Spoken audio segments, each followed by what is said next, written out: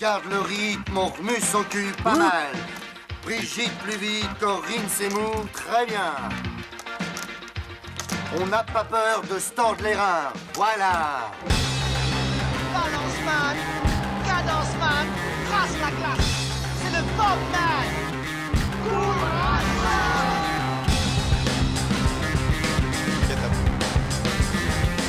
Et allez, bouge-toi le cul. Allez, va chercher, grouille-toi.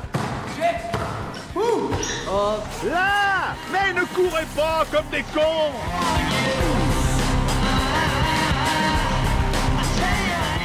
Allez, mets un rouge là-dessus! Les gars, vous dormez là ou quoi? Le match il est pas fini, hein? Je crois qu'après avoir vu ça, on peut mourir tranquille. Enfin, le plus tard possible, mais on peut. Ah, c'est superbe. Quel pied! Ah, quel pied! Oh putain! Oh là là là là là là! Affirmatif, il va y avoir du sport, moi je vous le dis. Bonjour et bienvenue à tous et à toutes sur le 106.6. Je vous en prie, entrez dans l'espace sonore sport de Timbre FM que l'on appelle Goal Volant. Peut-être est-ce la première fois que vous nous écoutez. Nous en sommes au match 10. Vous pouvez rattraper votre retard en nous cherchant sur Twitter, YouTube, Facebook, Spotify. On est partout. Donc si vous ne nous écoutez pas, vous y mettez vraiment de la mauvaise volonté, ou alors c'est qu'il faut vous convaincre. Alors comment vous convaincre de nous écouter nous et pas d'autres?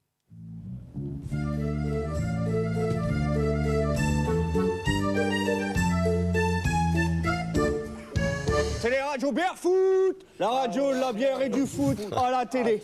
Bonjour Marcel! Vous pousse-toi, là, laisse-moi un peu de place. On le sait, votre temps est précieux. Peut-être dans votre organisation, travail, famille, party, n'avez-vous que peu de temps à accorder à des podcasts à propos du sport. Nous devons donc vaincre les autres podcasts. Nous devons remporter la compétition, la course à l'audimat, dans laquelle nous les affrontons. Et oui, la compétition est partout. Dans les médias. On parlera. Mais des audiences, bien sûr. France Inter a cartonné, c'est incroyable. On remercie évidemment toutes les équipes. Non, mais ça va, les auditeurs s'en fichent de nos chiffres. Mais non, mais je veux faire comme la matinale, moi. D'accord, bon, allez. On parlera aussi de la victoire. La victoire de par Jupiter face aux concurrents, bravo. On remercie évidemment toutes les équipes. On s'en fout aussi. Merci aux auditeurs, mais bon, voilà. La compétition est dans le travail. Bac ou pas bac, à 25 piges, mes gosses, je les envoie au turbin. La vie active, y a rien de mieux pour former un mental de winner. Pourquoi t'essayes pas de les pousser à aller plus loin dans leurs études? Mais à quoi ça sert? Regarde-moi, je suis parti de rien. T'as vu où je suis arrivé aujourd'hui? Il y a même de la compétition en amitié. Je resterai ta meilleure amie. Je serai là, Toujours pour toi. Mais aussi dans la culture. L'Académie des Césars va donner un César aux acteurs de second plan. Dans la catégorie César du meilleur acteur de second plan, les nommés sont Valérie Douville pour Stand By. En économie aussi, évidemment. Moi, je tiens à ce que nous gardions une filière nucléaire vivante, compétitive. Et bien sûr, en politique. Ce que je veux, c'est que vous, partout, ce que je veux, c'est que vous, partout, vous alliez le faire gagner. C'était l'excellent chanteur de heavy metal, Emmanuel Macron. Donc dans bien des domaines, on la regrette, cette compétition. On la trouve détestable et cynique, on peut la considérer comme un fléau, regretter sa propagation et la juger coupable de bien des choses. Mais qu'en est-il de la compétition sportive ? La compétition sportive joue-t-elle le rôle de catalyseur ou de développeur ? En d'autres termes, la compétition sportive peut-elle permettre de ne pas mettre de compétition là où elle ne doit surtout pas être ? Ou au contraire, son existence même entretient l'idée que le monde est une compétition et participe à établir comme incontestable l'économie concurrentielle, la compétition politique, etc. Bref, la compétition sportive, est-ce un truc de fumier ? Ou alors le lieu où doivent se dérouler les inexorables affrontements entre les hommes ? En gros, la compétition... Ou alors la compétition... La compétition, c'est le thème de ce match 10 de Goal Volant. Et voici l'équipe du jour. Qui c'est qui est là? Enfin, c'est le rendez-vous des glandules, là, ou quoi? Jolie brochette.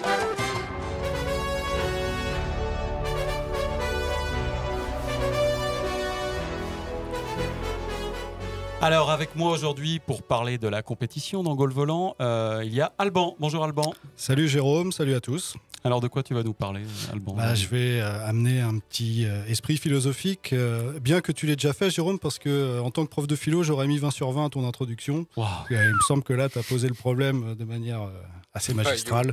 C'est la première fois. Et du coup, moi je vais parler du lien entre compétition et capitalisme.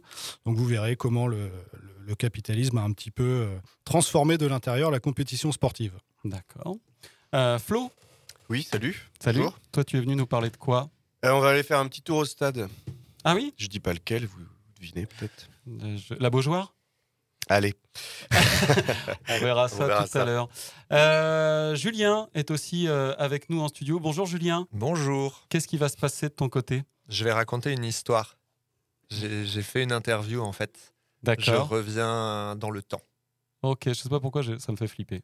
Le retour dans le temps, ouais. Vous avez parlé de transhumanisme avant, mais voyager dans le temps. Ok. Voilà. Et on a le premier chroniqueur siamois ou les deux premiers chroniqueurs siamois qui se partagent un fauteuil presque. Qui parle en premier. Salut. Le duo Mathieu Coco. Ouais, moi je vais vous proposer un petit conseil culturel.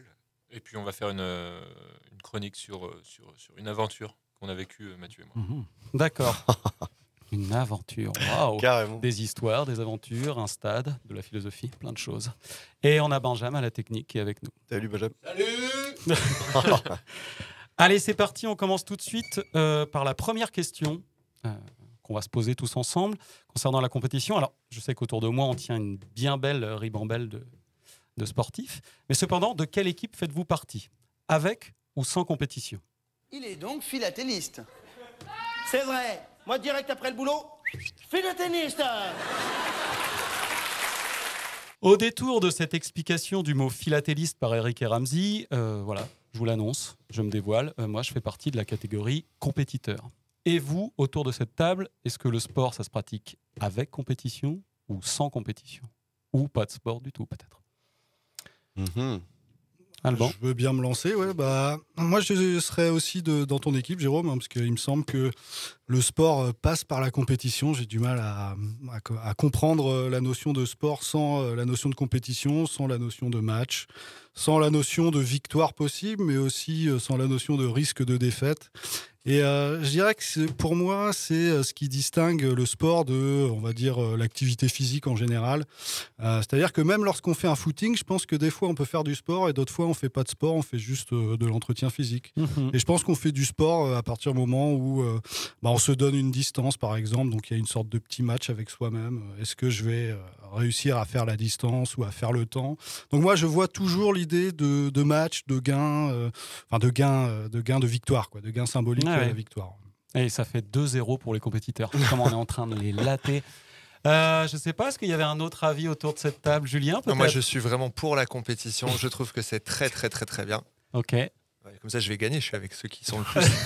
Donc, moi, je suis compétiteur. Bah ouais, grave, je suis anti-compétition. Ouais. Je comprends tout à fait l'affrontement, mais c'est la compétition qui me dérange, quoi. Alors, tu ferais un distinguo entre affrontement et compétition? Ouais, c'est ça. Affrontement, ça commence par la lettre A. C'est en début d'alphabet. Après, il y a bien. Et ensuite, il y a compétition. Ok. Et D, débile. Donc, du coup, voilà, mon raisonnement est clos. Ça se tient. Non, en fait, l'affrontement va se dépasser, s'affronter avec les autres, le match, tout ça, effectivement. Mais du coup, pourquoi avoir besoin d'avoir une médaille? Pourquoi avoir besoin d'avoir une coupe? Pourquoi avoir besoin de glorifier tous les 4 ans quelque chose? Voilà, je me pose la question du coup de la compétition. Est-ce qu'elle a besoin d'aller si loin dans le spectacle, dans leur... Oui, alors là, est-ce que c'est pas quand même la compétition, d'accord, mais c'est ce qu'on en fait, comment on traite le vainqueur, le vaincu? Enfin, j'ai l'impression que ça ressemble un peu à ça. T'es pas contre l'idée d'un match où deux équipes s'affrontent? Non, effectivement. Mais c'est plus qu'est-ce qu'on en fait derrière? Qu'est-ce qu'on en fait de ça, quoi. Ouais. Toi, Flo après, j'ai un peu peur de dévoiler un peu ce que je dis dans ma chronique. D'accord. Mais et je pense que ça va tourner pas mal autour de ça, autour de aussi, il y a deux façons de faire de la compétition. Enfin, comment dire ça? Il y a deux grandes catégories de compétition, je vais dire. C'est celle qui est très exposée, celle des professionnels.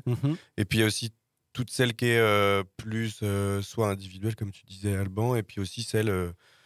des petits matchs de tous les sports qui se font à un niveau, un petit niveau, amateur, quoi. Où là, je trouve qu'il y a une vraie émulsion, il y a vraiment quelque chose d'intéressant.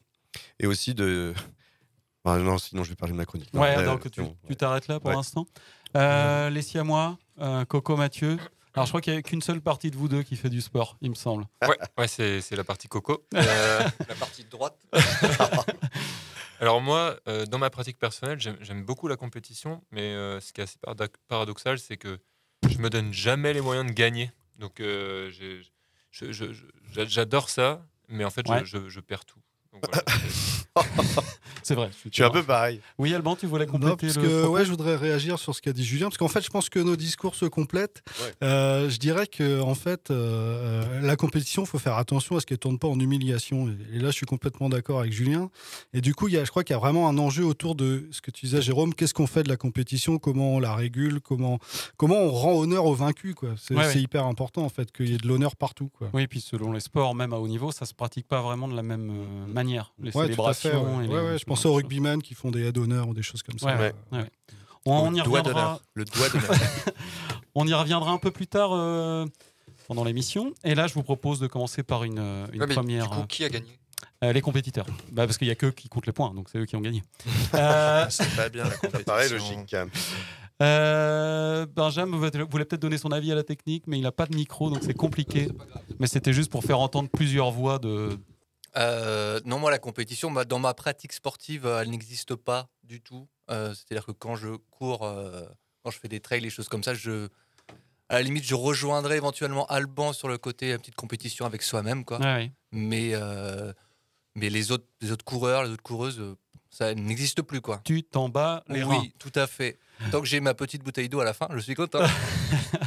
Merci Benjamin. Et on enchaîne donc avec Flo qui voulait pas trop en dire sur sa chronique. Voilà, la compétition, par exemple dans un stade, dans ce temple de la compétition qu'est le stade, et par chez nous, c'est le Roazhon Park. Le Roazhon Park, évidemment, merci Corentin. Je connais pas. Eh bien, ça tombe bien, les amis, car j'étais justement, au Roazhon Park le 23 février pour un match d'Europa League. Le Stade Rennais affrontait le Shakhtar Donetsk, un club ukrainien. Ça s'est bien goupillé? On en reparlera pas. Je crois que je parle pas du résultat dans ma chronique. Je n'étais pas tout seul, il y avait Mathieu, ici présent, on l'a entendu, et présent aussi avec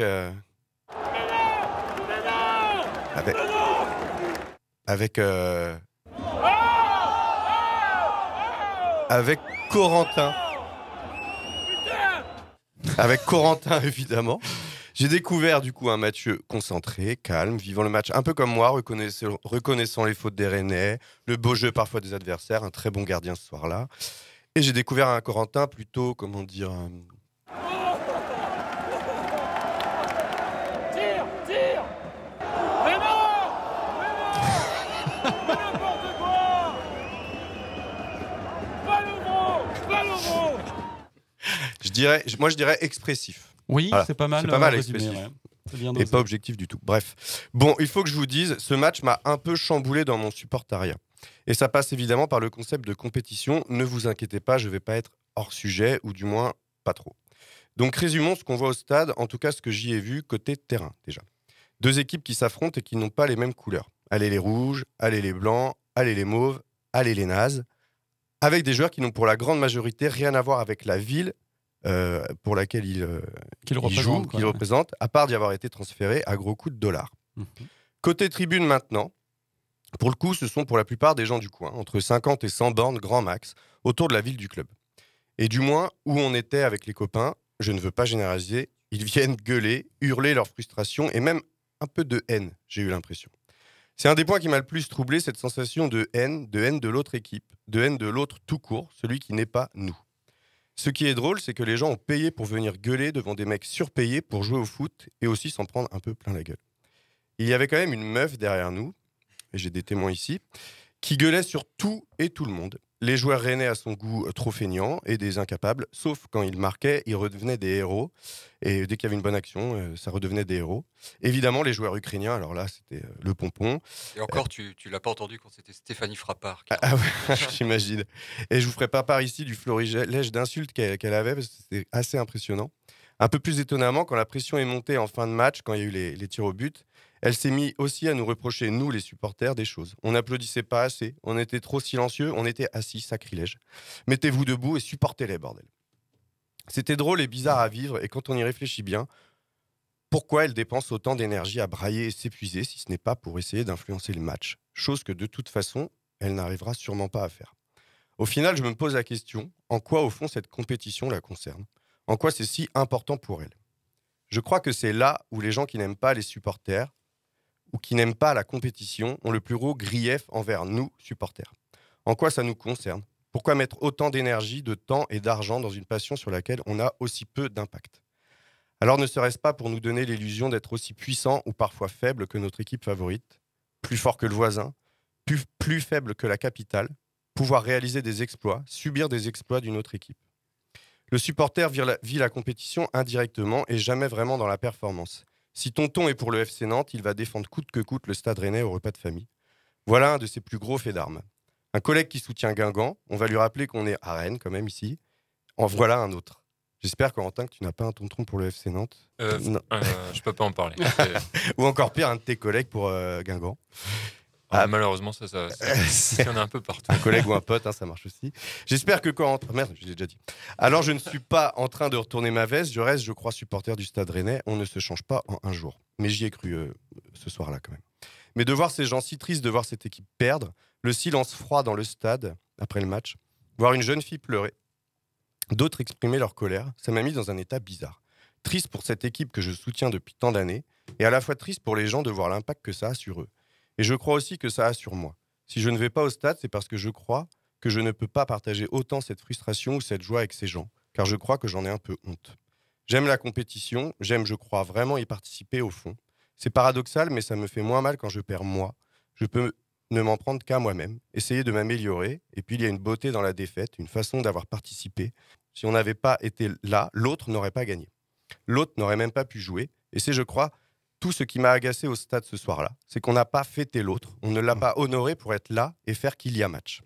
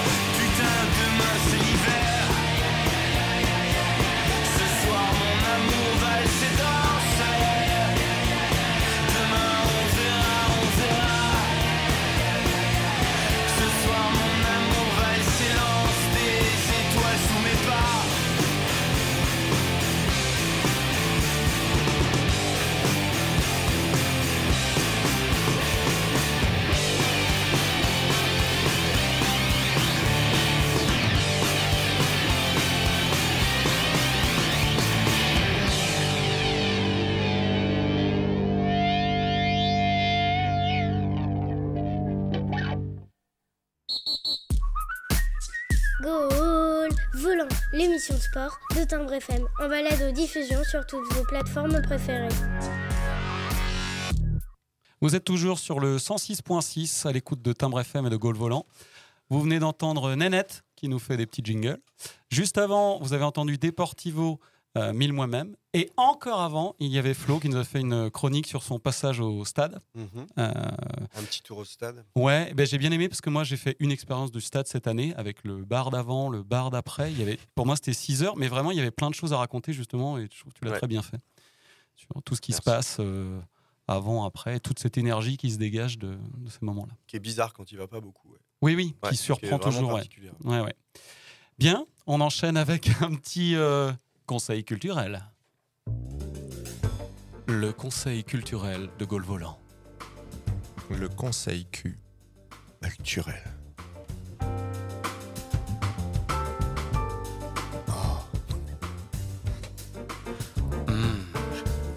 Le conseil Q.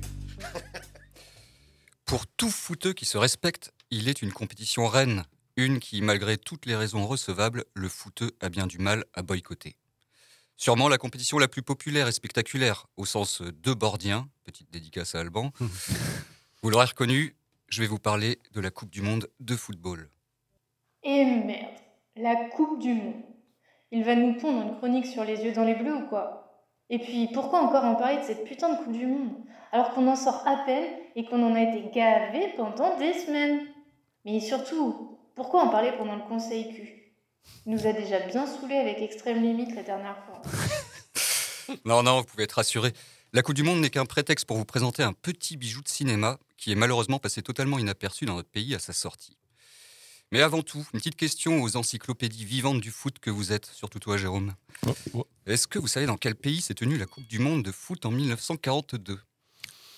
Uruguay. Il n'y en avait pas? Je crois qu'il n'y en avait pas. Vous avez raison. Car effectivement, dans l'histoire de la Coupe du Monde de football, il y a un trou noir de 12 ans entre 1938 et 1950. Pendant son congrès en 1938, la FIFA est incapable de choisir entre les deux candidats à l'organisation de celle de 1942, le Brésil et l'Allemagne nazie. Elle reporte le choix du pays organisateur à l'année suivante. Mais on connaît la suite, quelques mois plus tard, l'Allemagne envahit la Pologne, la guerre démarre et la Coupe du Monde 1942 n'aura pas lieu. Ou en tout cas, c'est ce qu'on a bien voulu nous faire croire. Regardez, ils sont là. Ils sont dans les campagnes, dans les villes. Nous aurait-on menti ? Car en 2012, un chantier de fouilles archéologiques en Patagonie a mis au jour, au milieu des dinosaures, un squelette humain et une vieille caméra 16 mm. Un journaliste argentin mène alors l'enquête sur cette découverte, qui s'avère liée à l'existence tenue secrète d'une Coupe du Monde de football organisée en 1942 en Patagonie. Ça, c'est le début du documentaire italo-argentin La Coupe du Monde disparue de Lorenzo Garzella et Filippo Macelloni. Et pas besoin d'être un expert en foot pour très vite deviner que ce film est ce qu'on appelle un mockumentary ou un documentaire. Très très bien ficelé. On y apprend ainsi qu'un aristocrate hongrois, le comte Otz, ministre des Sports du royaume de Patagonie, s'est mis en tête de sauver la Coupe du Monde annulée, convaincu qu'en ces temps de guerre, le mondial apportera la paix. Il écrit alors à Jules Rimet, président de la FIFA. Cher Monsieur Rimet, cher Jules, je suis au courant de la catastrophe qui s'est abattue sur le football mondial et sur l'humanité entière. La décision de la FIFA de renoncer à l'organisation de la Coupe du Monde de 1942.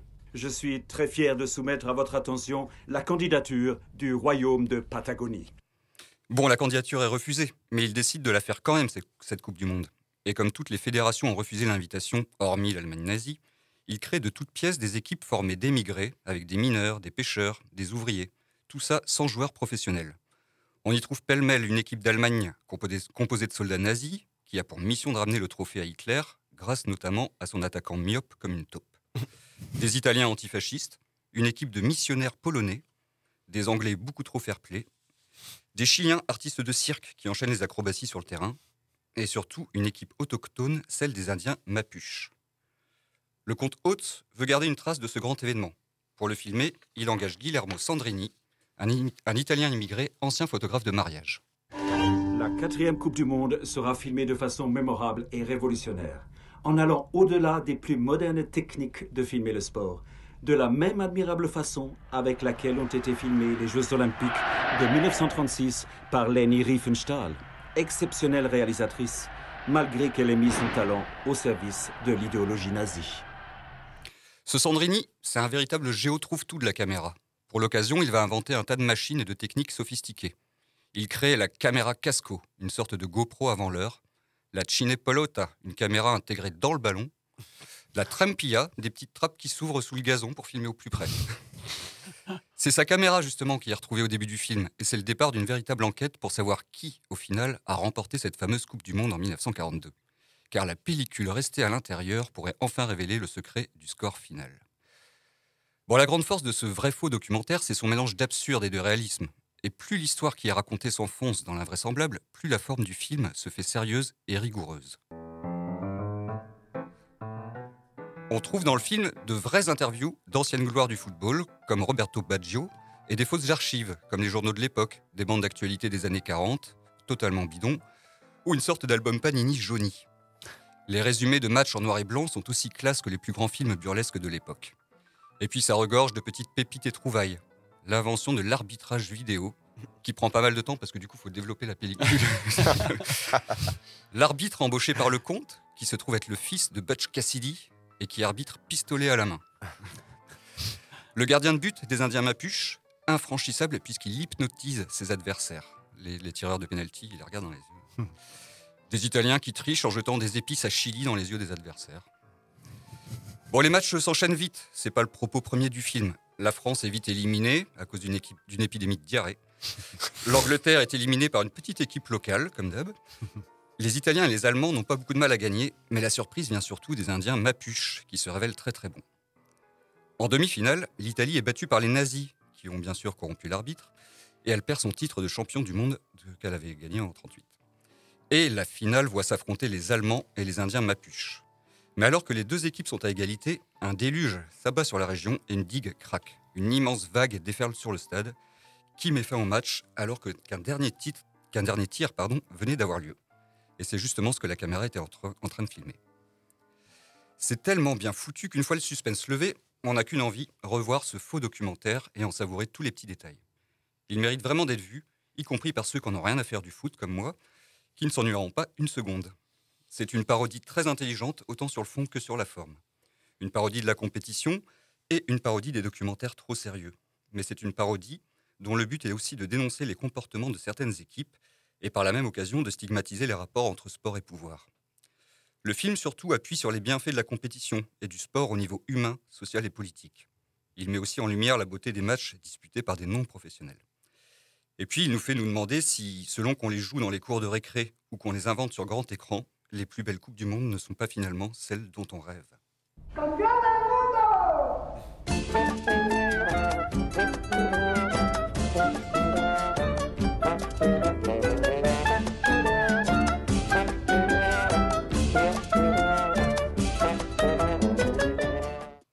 Merci Mathieu pour ce petit conseil Q.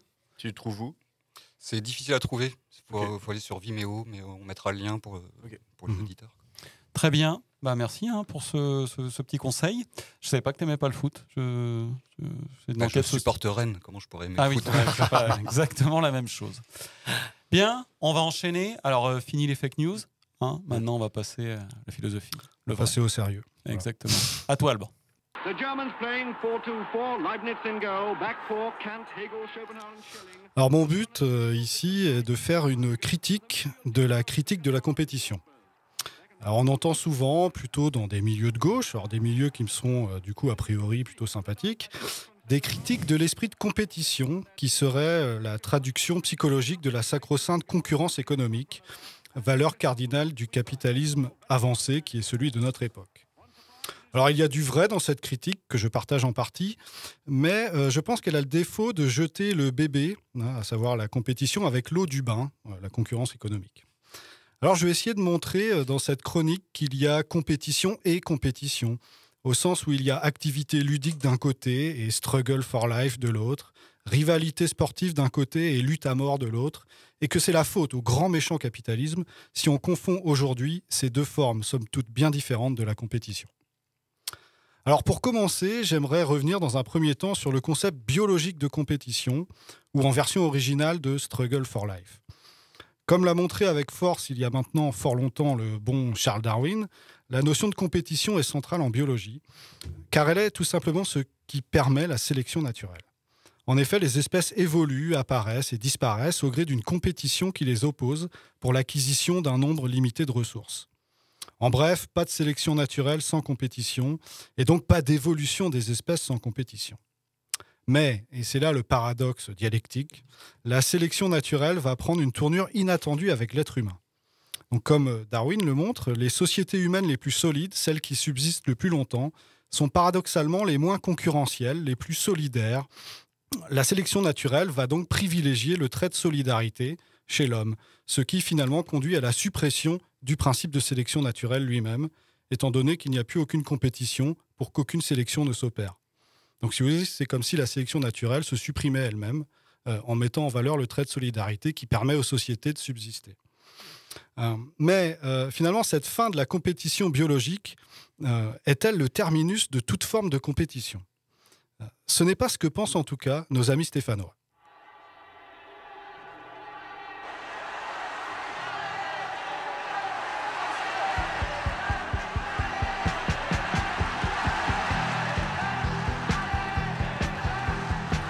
Vestiaire avant de rentrer, pour commencer à nous échauffer, tous en chœur nous chantons.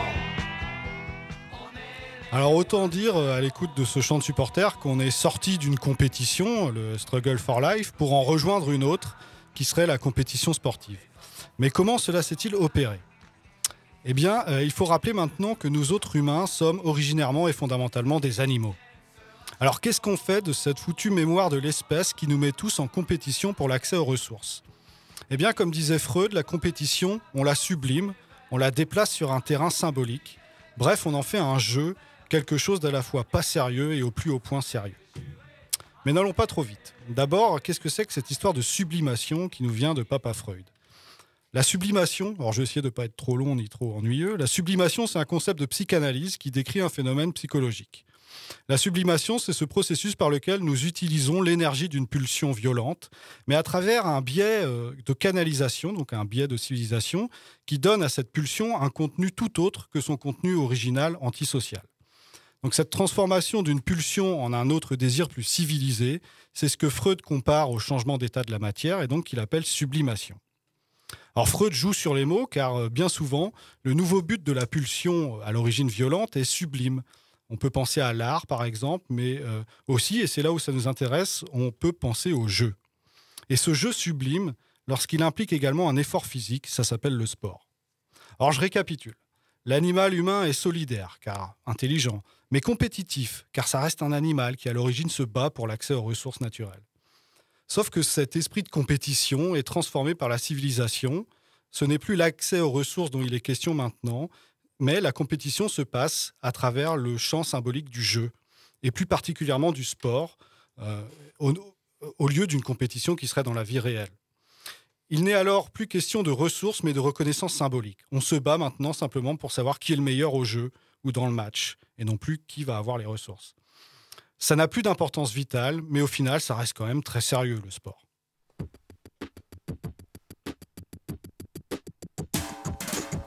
Ce soir c'est le tout premier match de la saison.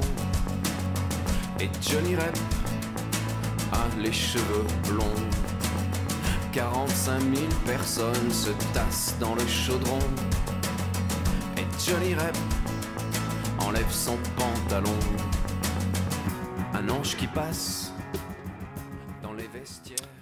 Alors, mon hypothèse, c'est que le capitalisme, au sens du libéralisme économique, le capitalisme est en train de dénaturer le sport pour en faire le lieu de ce qu'il était censé remplacer, le lieu d'un véritable struggle for life et non plus d'une compétition où le gain ne serait que symbolique.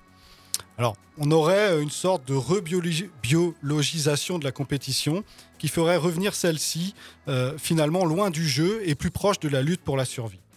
Alors, je vais essayer d'expliquer cette théorie peut-être un peu complexe. C'est que le sport, en se professionnalisant, est devenu un levier puissant de l'industrie capitaliste du divertissement.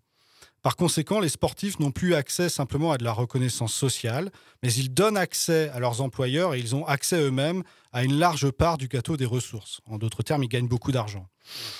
Donc, avec le sport capitaliste, l'enjeu n'est plus simplement de savoir qui est le meilleur ou le moins mauvais, avec pourquoi pas un plus joli bouquet pour le gagnant. L'enjeu du sport capitaliste, c'est de la rentabilité économique, une rentabilité économique maximale afin de maintenir et d'accroître le train de vie de l'actionnaire et du sportif lui-même. Alors le philosophe Jean-Claude Michéa analyse dans un texte remarquable ce devenir de la compétition sportive à travers l'exemple du football masculin. Alors pour terminer cette chronique, j'aimerais revenir sur les grandes lignes de ce texte de Jean-Claude Michéa, que l'on retrouve dans un beau recueil qui s'appelle « Le plus beau but était une passe ». Alors dans l'article intitulé « Y a-t-il une philosophie du football ?», Michéa commence par distinguer deux choses. Selon lui, le capitalisme du divertissement, ou bien invente de nouvelles pratiques destinées à générer du profit, comme les jeux vidéo, les réseaux sociaux, ou bien donc ce capitalisme récupère d'anciennes pratiques qu'il dénature et qu'il modifie de l'intérieur. Et alors c'est ce qu'il fait avec le sport, et plus particulièrement avec le football. C'est sur ce dernier que s'arrête Michéa. En fait, donc, Michéa nous dit que le capitalisme a transformé le sport de l'intérieur en faisant une entreprise destinée avant tout à la rentabilité économique. Donc, Michéa distingue deux époques, pour un peu exemplifier sa thèse, deux époques dans le football mondial, une époque qui serait avant l'arrêt Bosman et une époque qui serait après l'arrêt Bosman. Alors, je ne sais pas si vous savez ce qu'est l'arrêt Bosman. C'est le quota de joueurs étrangers dans une équipe. Voilà, c'est liberté de transaction de joueurs, en fait. Tout à fait. C'est un décret de l'Union européenne qui a été pris en 1995 et qui a permis aux clubs européens de recruter à travers toute l'Europe, alors qu'auparavant, les clubs n'avaient droit, comme tu l'as dit, Jérôme, qu'à 3 joueurs étrangers dans l'équipe. Donc, c'est à ce moment-là, par exemple, qu'Arsenal est devenu quasiment un club français en pouvant aligner 11 joueurs français sur le prêt. Donc pour Michéa, l'arrêt Bosman, c'est le début de la fin, c'est-à-dire qu'il s'agit d'une dérégulation de l'activité économique du football professionnel qui installe le football professionnel dans le libéralisme économique et dans le capitalisme débridé. Le club, et notamment le grand club, devient avant toute autre considération un agent économique destiné à faire du profit. Et alors, c'est là où c'est intéressant, c'est que pour Michéa, cette inclusion du football professionnel dans le système capitaliste transforme en profondeur la nature du jeu proposé.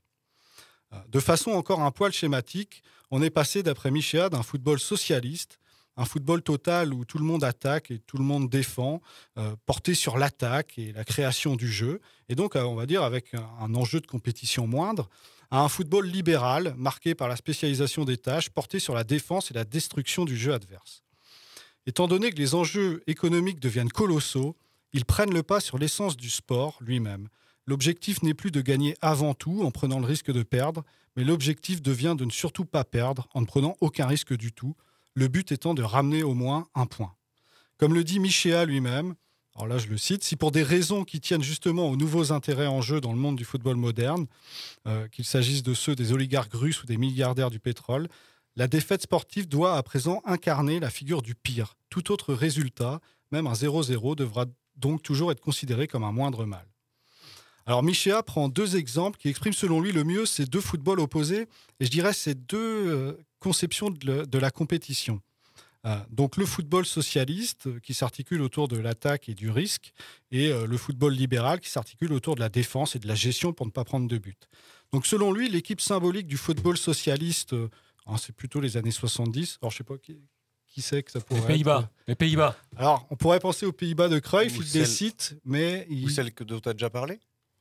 C'est l'équipe au Brésil, là non, il prend une équipe européenne, une équipe de nations européennes. Dans les années 70. Alors là, c'est pour les connaisseurs de foot. L'Italie c'est l'année plutôt 50, qui a explosé à cause de l'Union soviétique, d'ailleurs. La République tchécoslovaque. Non, c'est la Hongrie. Ah oui, bah oui. Avec Puskás. La Grande Hongrie. La Grande Hongrie de Puskás, c'est pour lui l'équipe qui symbolise le football socialiste, qui ne prend pas finalement la compétition trop au sérieux, en tout cas qui la prend au sérieux, mais qui ne la met pas sur le plan économique. Donc Michéa s'arrête sur cette équipe qui, selon lui, exprime le mieux cette idée de football total. L'équipe de Hongrie des années 50, emmenée par Puskás et coachée par Sebeş, pour lequel l'important était de toujours marquer un but de plus que l'adversaire, quitte à en recevoir beaucoup. Alors, à l'inverse, le modèle de l'équipe réaliste, libérale, on va dire, d'un point de vue économique... c'est l'Italie. Alors, il parle du Catenaccio d'Herrera, mais... les Allemands. En fait, il parle de l'équipe de France 98. Ah oui. Finalement, une équipe réaliste, hyper rigoureuse défensivement, capable de contres fulgurants et de coups de pied arrêtés dévastateurs. Et il cite à l'appui Aimé Jacquet, pour lequel le beau jeu est une utopie. Pour finir, peut-être, j'ai envie de dire, célébrons donc le football socialiste, sport pour lequel l'important c'est de rendre honneur à l'essence du football, ce jeu qui consiste à se faire des passes pour marquer toujours un but de plus que l'adversaire. Et donc, on va dire qu'il est du bon côté de la compétition. Une compétition symbolique et non forcément économique. Alors je donnerai pour finir la parole à l'intellectuel marxiste uruguayen Eduardo Galeano qui nous dit « L'histoire du football est un voyage triste, du plaisir au devoir. À mesure que le sport s'est transformé en industrie, il a banni la beauté qui naît de la joie de jouer pour jouer. En ce monde de fin de siècle, le football professionnel condamne ce qui est inutile et est inutile ce qui n'est pas rentable. »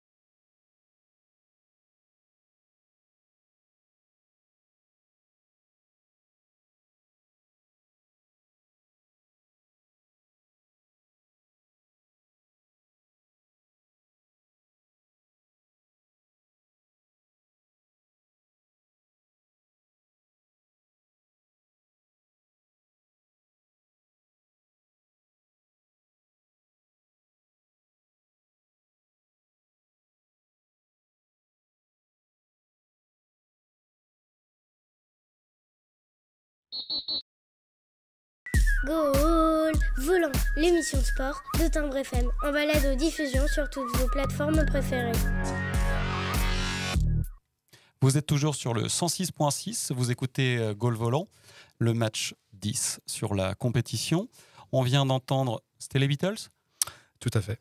Back to in the USSR. Et juste avant, donc Alban nous a fait une petite chronique philosophique. Voilà, on a essayé. Ouais, et qui va nous permettre d'enchaîner avec une deuxième question, un petit peu de débat sur la compétition.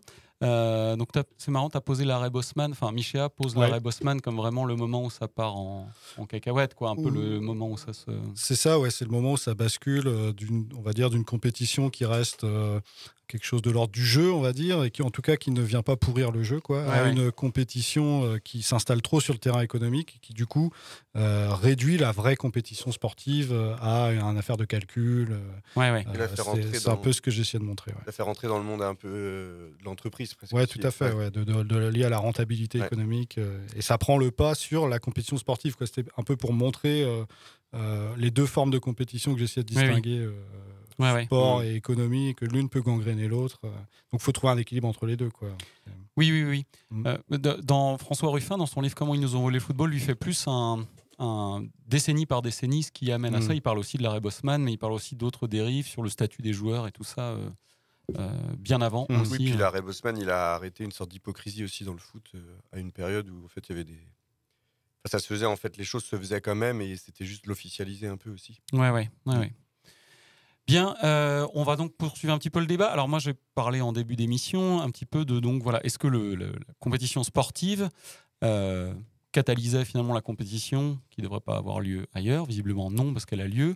Ou est-ce qu'elle l'auto-entretient? Est-ce qu'elle entretient l'idée que la compétition existe et doit être partout? Qu'est-ce que vous en pensez autour de vous? Est-ce que vous trouvez que ça anime encore plus le sentiment de compétiteur que peuvent avoir les hommes? Ou est-ce que ça le catalyse ou ça devrait le neutraliser un petit peu? Je crois qu'on avait déjà parlé une fois dans une autre émission, je crois qu'on avait un peu abordé ce sujet-là, et je crois que c'était toi, Alban. Moi, je suis plutôt dans l'avis que ça canalise quand même même des trucs au niveau international. Faites le sport, pas la guerre. Ouais, c'est une sorte de guerre en fait, avec des règles et où on n'a pas le droit de tuer l'autre. Enfin, je sais pas comment dire ça, tu vois. Ouais, c'est plutôt que la compétition guerrière, la compétition sportive. Ouais. Julien, tu voulais revenir un peu sur ce qu'a dit Alban aussi, je crois, avant. Ouais, ce rapport à la compétition, du coup, le Struggle for Life de Darwin, qui du coup est remis un petit peu re-questionné, là, avec notamment, c'était l'entraide de Gauthier Chapelle et Pablo Servigne, qui du coup amenait l'hypothèse aussi. Darwin, lui, il s'est occupé pour les espèces tropicales. Et en fait, à la même époque, il y a Kropotkin, qui du coup sera connu dans le milieu anarchiste pour d'autres positions, qui lui a travaillé aussi sur les espèces dans le nord de la taïga. Et là, pour le coup, il est quasiment pas question de compétition, c'est beaucoup de l'entraide qui apparaît. Et moi, j'avoue que ce moment-là, quand j'ai lu l'entraide, ça m'a vachement questionné sur... en fait, est-ce qu'on n'a pas été formaté un petit peu par Darwin, par ce truc, c'est naturel, c'est la compétition fait partie de la vie, alors qu'au même moment, en fait, il y avait un autre courant qui posait la question de est-ce que c'est pas plutôt l'entraide qui est à la base de la vie, en fait. Tu veux dire que la sélection naturelle, qui est une théorie qu'on entend très souvent, qui est très répandue, finalement serait à remettre en cause par d'autres... à réinterroger. Je ne dis pas que ça n'existe pas, hein, oui. C'est vrai tout ça, mais du coup, dans quel critère et quelle est sa proportion à nous. Et en fait, puisque c'est un peu toujours ça aussi, j'ai l'impression, puisqu'on nous a dit ça depuis le début, que de toute façon, dans la nature, c'était la lutte pour la survie, tout ça, et que la compétition, c'était ce qui se passait dans la nature, et bah, du coup, nous, de réinterroger ça, c'est schizophrénique, quoi. Oui, tu veux dire que peut-être qu'on se dit, voilà, naturellement, il y a la sélection naturelle, nous avons un penchant pour la compétition, c'est normal qu'elle ait lieu, alors que peut-être on pourrait envisager les choses c'est ça. Et du coup, c'est un truc qui serait vraiment chouette dans le sport aussi, quoi, de noter la coopération plutôt que la compétition. Oui. Après, notamment, c'est ce qui a lieu quand on fait du sport en compétition, notamment les sports collectifs, ou même les sports individuels que tu peux pratiquer en équipe. Il y a une dimension qui peut apparaître de l'entraide, de la solidarité. Enfin, dans les sports que je pratique, ça a beaucoup lieu. Alban ? Ouais, moi je trouve. Alors je suis d'accord avec ce qu'a dit Julien, c'est que le paradigme de Darwin, il est interrogé et sans doute il est un peu construit aussi culturellement. Ouais. Après, je voudrais revenir sur un autre aspect qui est vraiment l'idée, par exemple, d'une compétition qui rendrait hommage aux vaincus. Et je crois qu'il y a un vrai travail à faire là-dessus. Et pour répondre à ta question, je pense que finalement le paradigme de la compétition économique a un peu bouffé le paradigme de la compétition sportive, où il pouvait exister, je peux en parler du Tour de France à une autre émission, je crois, où il pouvait exister des sortes d'hommages rendus aux vaincus. Une valorisation quasiment, une valorisation des vaincus. C'est un art de perdre, en fait. Oui. Et donc, finalement, un art, il y a une façon de perdre qui est vraiment honorable, quoi. Et je trouve qu'il y a un travail à faire là-dessus, même chez les jeunes, en fait. Je pense à l'école. Voilà, qu'est-ce qu'on fait quand il y a quelqu'un qui a gagné? Qu'est-ce qu'on fait quand quelqu'un a perdu? Comment on gère tout ça ensemble? Et je pense qu'il y a aussi, mais ça va avec ce que tu disais tout à l'heure un petit peu, mais et avec ma chronique un peu, dans le fait d'être sur le terrain, quand on est sur le terrain, pour le coup qu'on n'est pas supporter, qu'on gagne ou qu'on perde, on peut avoir ressenti beaucoup de d'entraide et un esprit d'équipe et tout. C'est important aussi. En fait, il faut pas juste tourner vers la haine de l'autre parce qu'il a gagné ou la soumission de l'autre parce qu'il a perdu. C'est aussi juste avoir passé un moment, on peut perdre 2-1 et avoir fait un super match et s'être dit, disons, on a bien joué, c'était cool, ça va servir pour la suite, etc. Le but n'est pas tout le temps de gagner dans la compétition. C'est là, je pense, où est la diff avec les gens qui sont peut-être juste anti-compétition parce qu'ils pensent que tout le monde veut juste gagner. Mais non, en fait. Oui, parce qu'il y a des défaites. L'important, c'est de participer. Mais c'est pas une phrase anodine, en vrai. Oui, Julien ? Guillaume Meurice, l'important, c'est de participer, non ? Il n'y a personne qui rebondit là-dessus. Avec son bouquin, il le dit. L'éloge de la médiocrité ? Bah ouais. Du coup, si l'important, c'est de participer, il n'y aurait pas de podium. Oui, d'accord. Oui, mais bon, c'est sans fin. Le débat est sans fin, moi, je pense, un petit peu. Bien sûr, non mais faut fêter les vainqueurs. Enfin, je sais pas, ça me paraît logique aussi. Après, on va pas faire bon, le premier c'est machin, le deuxième c'est machin, le troisième c'est machin. Enfin, genre sans dire vous avez une petite coupe, un truc. Enfin, je veux dire, c'est. Je sais pas, je trouve ça. Ouais, Benjamin, tu voulais rajouter quelque chose? On parlait de l'art de perdre. Moi, je suis plutôt d'accord avec ce que disait Alban.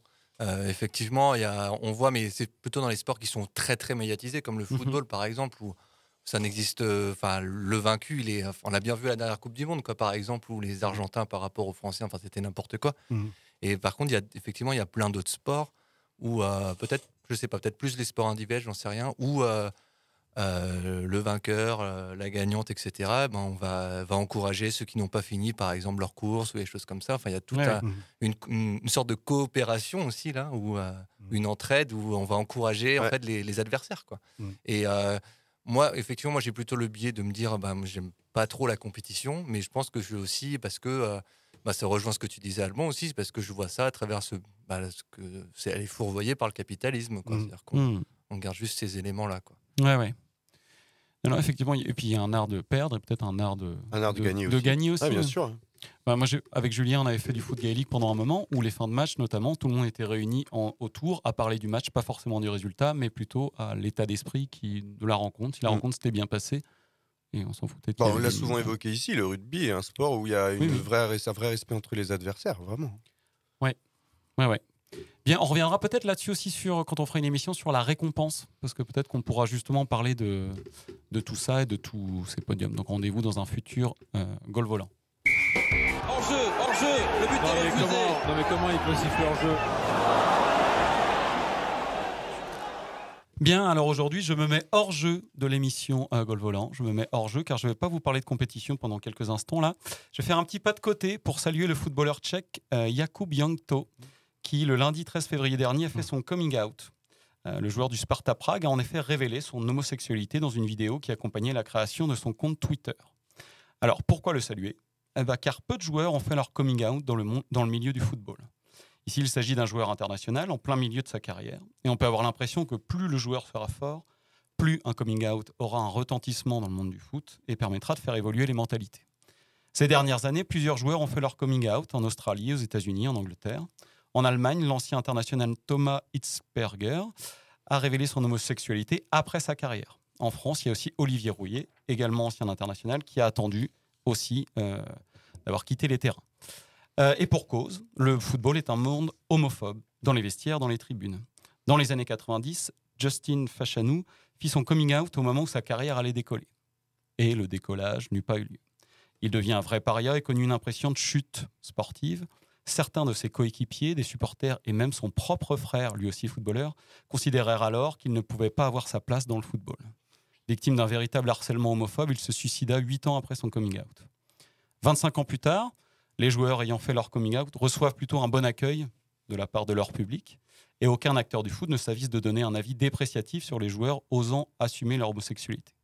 Cependant, comme le révélait en 2022 Patrice Evra, ancien capitaine de l'équipe de France, l'homophobie est toujours présente dans les vestiaires et certaines tribunes. Certains joueurs n'acceptant pas l'homosexualité de leurs partenaires et adversaires pour des raisons religieuses, d'après Evra. Evra, par ailleurs, traitait les joueurs parisiens de PD après un match. PD, entre guillemets, je le cite. Le 14 mai 2022, Idrissa Gueye refusa de participer au match de son équipe, le PSG, face à Montpellier, pour ne pas avoir à porter le brassard arc-en-ciel, synonyme de soutien à la lutte contre l'homophobie. Il ne fut pas sanctionné par le PSG. Donc, on n'est pas sorti des ronces tout à fait, même si ça bouge un petit peu. C'était ma petite parenthèse. Goal Volant, l'émission de sport de Timbre FM, en balade aux diffusions sur toutes vos plateformes préférées. Bien, on va enchaîner avec une chronique, ou plutôt un reportage, je ne sais pas trop comment on appelle ça, de Coco et Mathieu. Alors avec Mathieu, parce qu'on est difficilement séparables dans cette émission comme dans la vie, nous avions prévu de faire une chronique ensemble. Pas forcément sur le Stade Rennais, mais le match qui se profilait en février contre le club ukrainien du Shakhtar Donetsk pouvait être intéressant, étant donné la situation actuelle et l'anniversaire de la guerre en Ukraine, car oui, il y a un an,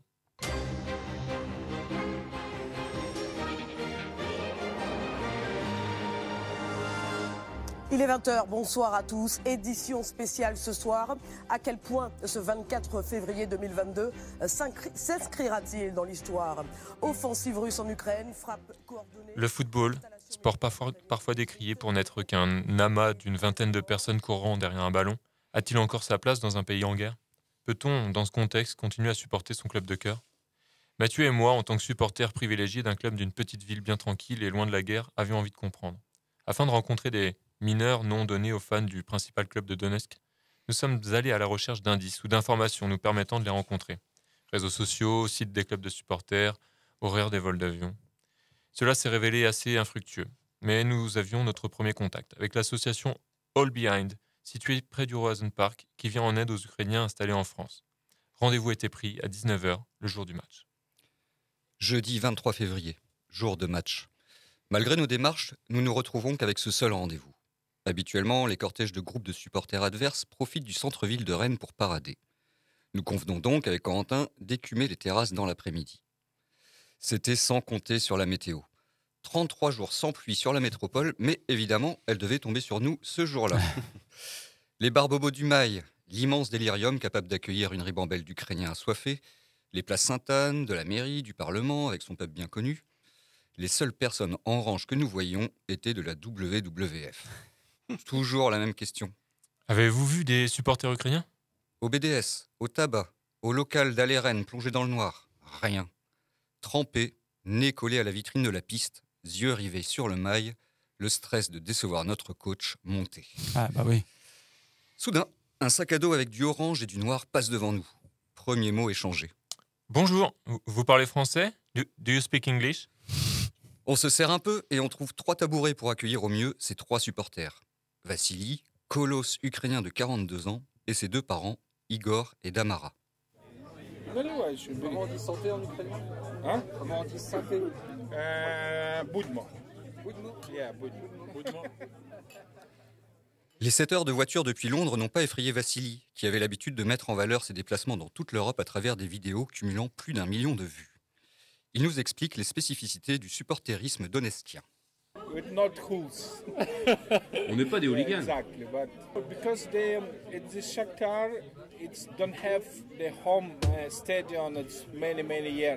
Non, parce que le Shakhtar n'a pas son propre stade depuis des années et des années. Donc ils n'ont pas de club fort de supporters. Donc même les gens qui viennent au stade, ils ne chantent pas beaucoup de chansons, des hymnes, des choses comme ça.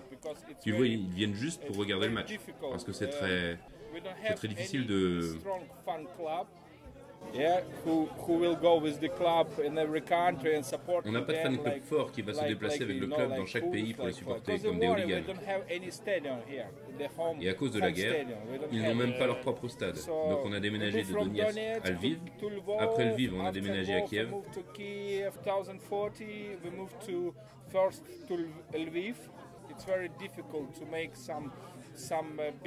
C'est vraiment difficile de créer un vrai grand groupe, tu sais. Bien qu'éloigné de la guerre, Vassili prend maintenant du recul sur la place du football dans sa vie. Maintenant, c'est une situation difficile pour tout le monde, vous savez. Tout le monde essaye de trouver du travail, essaye de trouver un logement ou des choses comme ça. Le football est comme une chose secondaire. Peut-être pas la seconde, peut-être la 3e, la 4e, la 5e. La famille londonienne nous quitte pour rejoindre la boutique du stade et s'offrir l'écharpe du match. Nous rejoignons donc les locaux de l'association All Behind, créée le 24 février 2022, au soir de la déclaration de guerre. Bonjour. Ça va? Vous parlez bien français. Notre contact, Mélanie, est affairée à distribuer 70 billets offerts aux familles ukrainiennes pour ce match. Loin du brouhaha, nous faisons rapidement la rencontre d'Alina, jeune ukrainienne, ravie de s'être installée à Rennes depuis peu. Pas vraiment passionnée par le foot, elle a quand même quelques éléments de réponse lorsqu'on lui demande d'imaginer l'issue de la rencontre.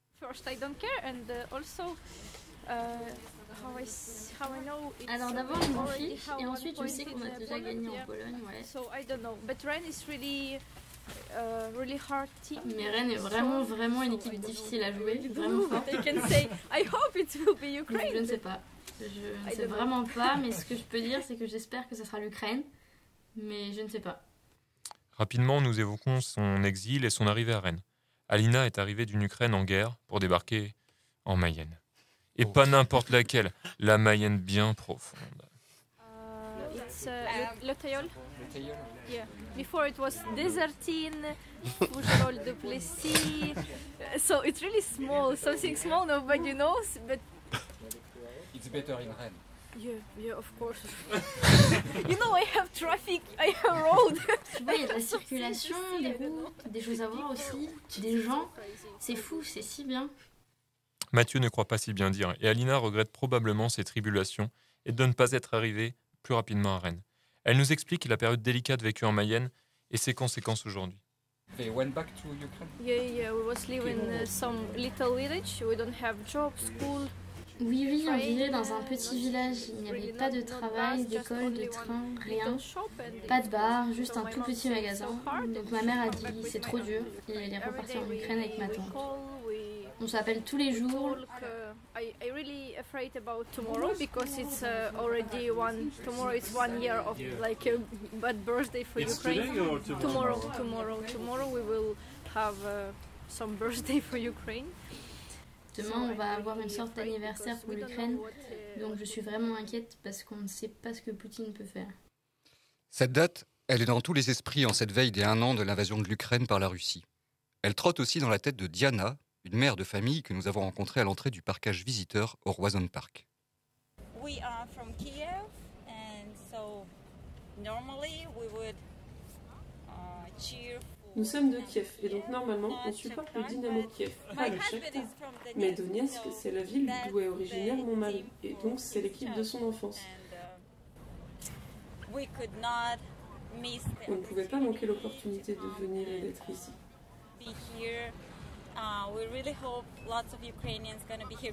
On espère vraiment que beaucoup d'Ukrainiens seront là parce qu'il y a 1 an pile, c'était le dernier jour de paix dans notre pays. 10 heures plus tard, la guerre éclatait.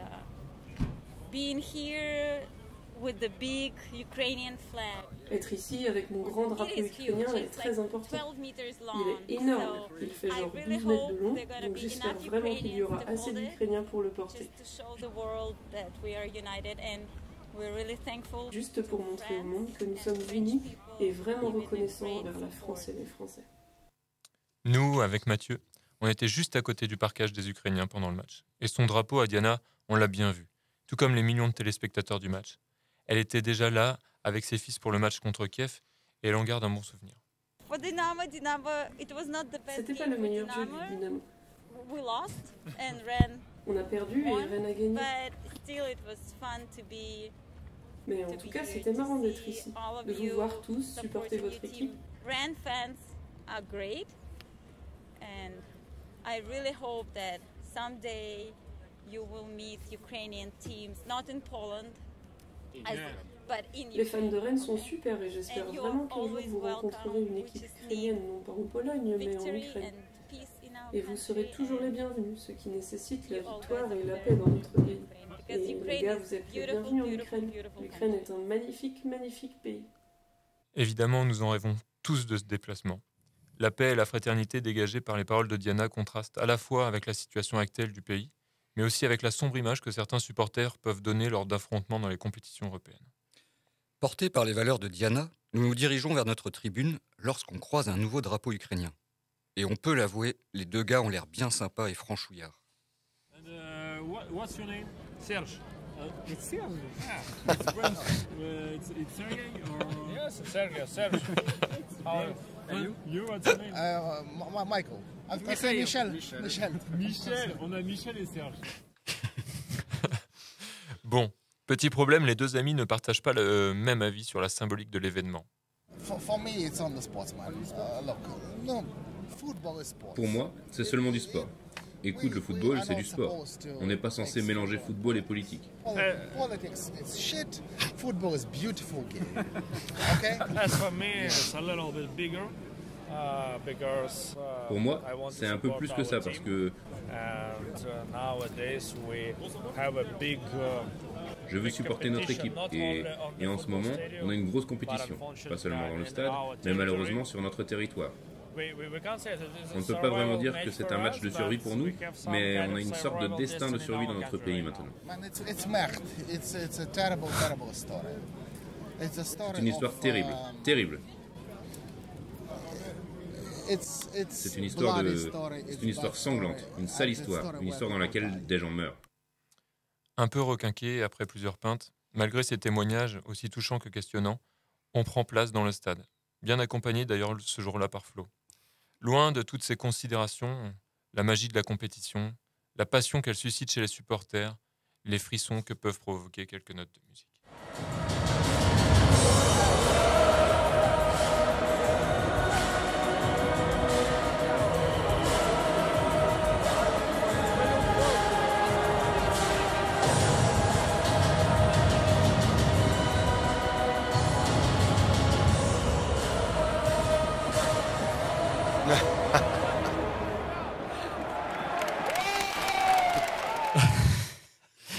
Merci pour ce reportage, les gars. C'était chouette.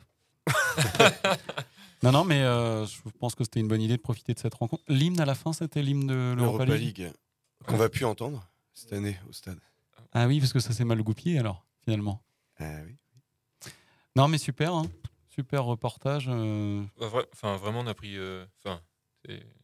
du plaisir à rencontrer toutes ces personnes qui ont vécu des choses incroyables, difficiles mais incroyables, et qui étaient là pour partager justement ce qu'ils avaient vécu avec nous, mais aussi partager un moment avec nous. Et puis, vous voyez, ce qui dégage. Je ne sais pas si vous l'avez ressenti en écoutant ce qu'on a proposé, mais ouais, c'est assez fort. Ouais, on sent que c'était de vraies rencontres et que ça. Ouais. Eh ben, merci. On va vous envoyer un peu partout maintenant, aux quatre coins du monde, faire des reportages parce que ça marche bien cette petite équipe. Et puis la qualité du doublage aussi, quand même. On remercie les doubleurs. Ah, ils sont nombreux. Hein. Vous avez vu, on a pris une voix pour chaque personne. Oui, pour chaque homme notamment. Bien, merci les gars pour ce petit reportage dans les travées du stade et un peu encore autour pour rencontrer les Ukrainiens à l'occasion de Rennes Shakhtar. On enchaîne avec la troisième mi-temps.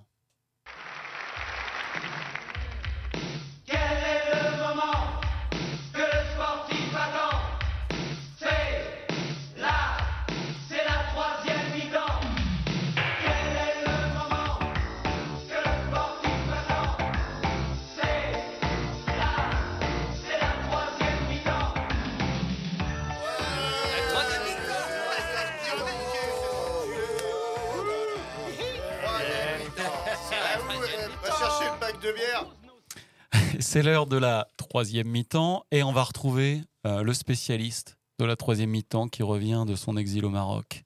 On l'écoute maintenant, c'est Julien.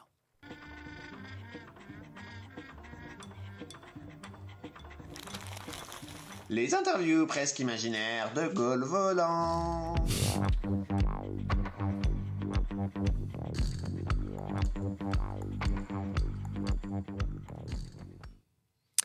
Oui, bon, ça date un peu, mais moi j'avais besoin de revenir sur quelque chose. Mon côté écololo m'obligeait à déterrer cette perle. Kylian et Christophe Galtier. Bah ouais, alors j'ai voulu essayer de comprendre un petit peu ce qui s'était passé. Bonjour à vous, merci d'avoir répondu à ma sollicitation. Pourriez-vous vous présenter pour Goal Volant, s'il vous plaît ? Salut, Christophe Galtier, je suis bien contente de participer à votre Goal Volante. C'est Goal Volant, c'est pas grave. Pour celles et ceux qui nous écoutent et qui ne vous connaissent pas, vous pourriez nous en dire un peu plus sur vous, votre métier, vos responsabilités ? Oui, alors je suis entraîneuse au PSG, je gère une équipe d'une 20aine de filles. Notre programme, il est assez simple, hein. En semaine, on fait entraînement tout ensemble. C'est du physique, du psychique aussi, pour savoir gérer les situations à problème. Et le week-end, c'est match de gala au PSG, quoi. Ok, merci. C'est assez bref, c'est concis. Je pense que tout le monde se situe bien là. En plus, depuis votre dernière polémique avec Kylian, le grand public associe un visage à votre nom. Ouais, alors bon, quand même, ce qui s'est passé avec Kylian, c'était notre truc à nous. Je comprends pas comment ça se fait que cette vidéo a tourné. Après, vous savez comment c'est, hein, ça prend ce genre de petites vidéos là. C'est un peu... Oui, tout à fait. Mais quand même, après coup, vous ne voulez pas revenir un petit peu dessus? Peut-être quelques regrets rapport à vos propos? Non, mais vraiment, aucun regret là, aucun regret. Vous savez, nous au PSG, on est prêt à tout, hein, pour la beauté du geste. Alors là, qu'on vienne me reprocher cette vidéo dans le train, franchement, c'est se foutre de la gueule du monde. Je vous le dis comme je le pense. Rapport à l'avion, c'était... À l'avion? Ah, vous l'avez vu aussi celle-là? Ah bah d'accord. J'ai oublié de préciser, là j'enregistre pour l'émission du coup. Vous faites ce que vous voulez, après je m'attendais plus à ce que vous filmiez. C'est une émission de radio, Madame Galtière. De la radio? C'est quoi votre histoire là? Nous on est là pour faire des passes, hein.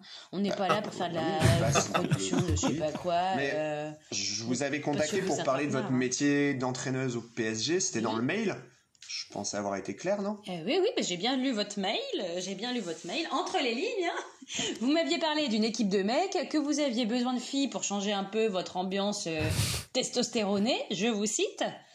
Nous, au PSG, on n'a pas froid aux yeux, c'est pas la première fois qu'on fait des plans bizarres. Bon, après, c'est toujours bien de prévenir. Je dis ça, bon, c'est votre truc, hein. Vous nous dites, on fait.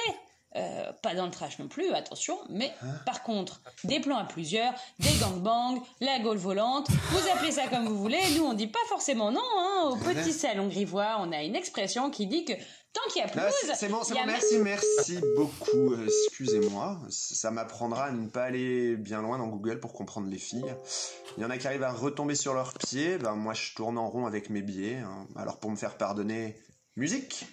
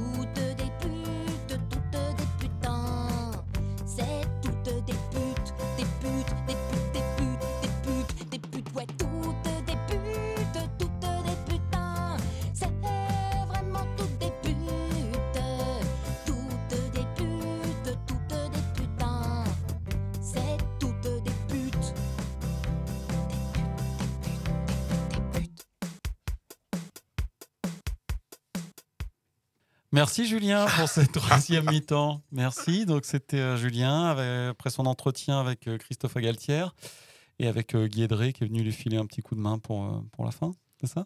C'est ça. Voilà. Un beau retour, Julien. Exactement. On était pile dans la continuité là. De la chronique pro d'avant. Exactement. Je trouve qu'il y a ça glisse parfait.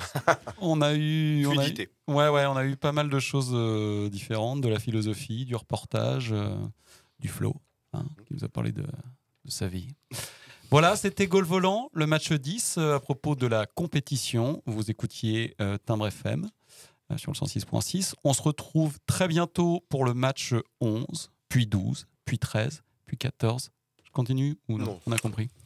Allez, à bientôt. Au revoir. Salut. Garde le rythme, on remue son cul pas mal. Brigitte plus vite, Corinne Seymour, très bien. On n'a pas peur de se tordre les reins, voilà. Balance man, Lanceman trace la glace. C'est le Bobman.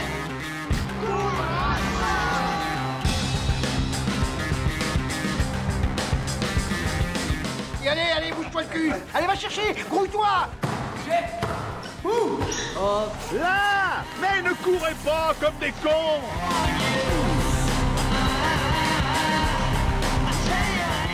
Allez, mais un rouge là-dessus. Les gars, vous dormez là ou quoi? Le match il est pas fini, hein? Je crois qu'après avoir vu ça, on peut mourir tranquille. Enfin, le plus tard possible, mais on peut. Ah, c'est superbe. Quel pied! Ah, quel pied! Oh putain!